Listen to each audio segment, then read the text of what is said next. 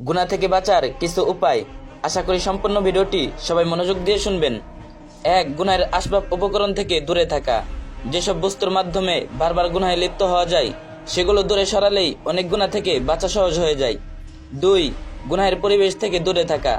যে পরিবেশে গেলে গুনাহ নিশ্চিত সেখানে যাওয়া জায়েজ নেই। ভালো পরিবেশ থাকা গুনাহ থেকে বাঁচার অন্যতম মাধ্যম। 3. অসৎসঙ্গ ত্যাগ করা। অসৎসঙ্গ হলো আগুনের ফুলকির মতো, যার কাছাকাছি গেলে সামান্য ছোঁয়া লাগবেই। 4. একাকী বা অবসর না থাকা। অবসর মনে শয়তান ধোঁকা দেওয়ার সুযোগ পেয়ে যায়, তাই কোনো না কোনো ভালো কাজে ব্যস্ত থাকা জরুরি।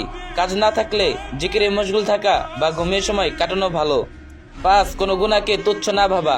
গুনাহকে হালকা ভাবতে থাকলে একসময় দিল থেকে এর ভয়াবহতা উঠে যায় এবং তওবার ইচ্ছা মরে যায়। 6. আল্লাহ তাআলা ব্যক্তিদের সহবতে থাকা। তাদের সহবত গুনাহ ভরা দিলকে মুহূর্তেই পরিবর্তন করে দিতে পারে। 7. কোনো গুনাহ হয়ে গেলে সাথে সাথে তওবা করা। তওবা করা দেরি না করেই সঙ্গে সঙ্গে করতে হবে। প্রতিটি নামাজের পর তওবা করলে শয়তান ধোঁকা দেওয়ার সুযোগ কম পায়। 8. প্রতিদিন বেশি ইস্তেগফার ও দরুদ শরীফের আমল করা। গুনাহ থেকে বাঁচার জন্য এটি একটি পরীক্ষিত আমল।